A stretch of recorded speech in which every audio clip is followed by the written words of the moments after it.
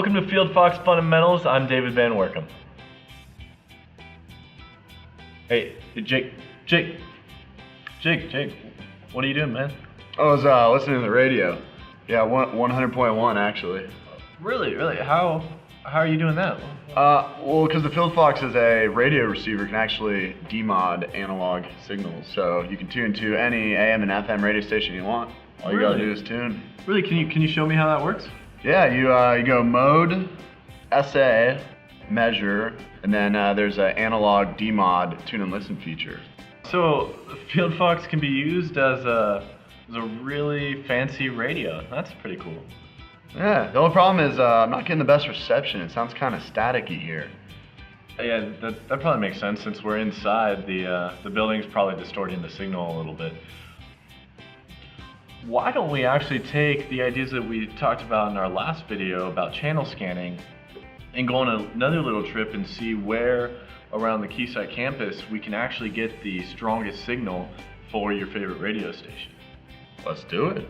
Actually, one other thing we can do is I have an iPad and there's a FieldFox app on this iPad that we can remote into the FieldFox and use the GPS on this iPad to track our position as we go about our journey.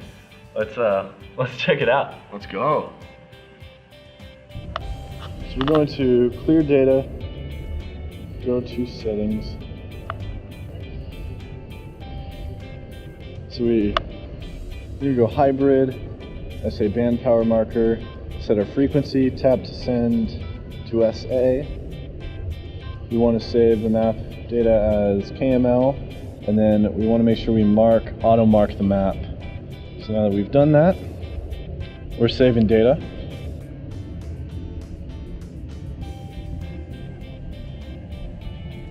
So the FieldFox is actually in his backpack, so he's doing everything remotely.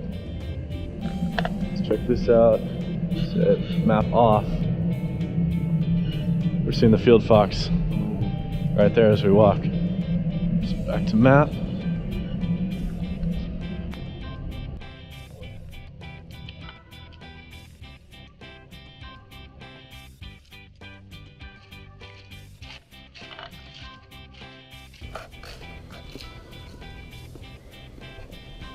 A solid minus 40. That's pretty good power up here.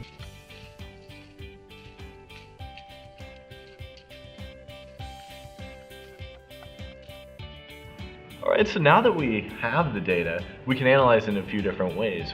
One, we can do what we did in our last video, and that is send the KML data to ourselves and open it on a PC and analyze it using Google Maps or Google Earth. But we can also do that directly on the iPad, and that's going to save us some post-processing. And if we do that, we can just take a look at the map and see some things. Namely, we'll notice that as we go outside and get away from the buildings and even get away from the trees, we're going to get a stronger FM signal being received, which makes a lot of sense as there's less interference to distort our signal. And if, for instance, you want to be listening to your FM radio on your FieldFox while working, you might want to pull your desk outside to get that strong signal. Sounds a little cold. We also learned a couple things about the app. It allows you to remotely connect into the FieldFox, and it allows you to avoid post-processing data by looking at it directly on the iPad.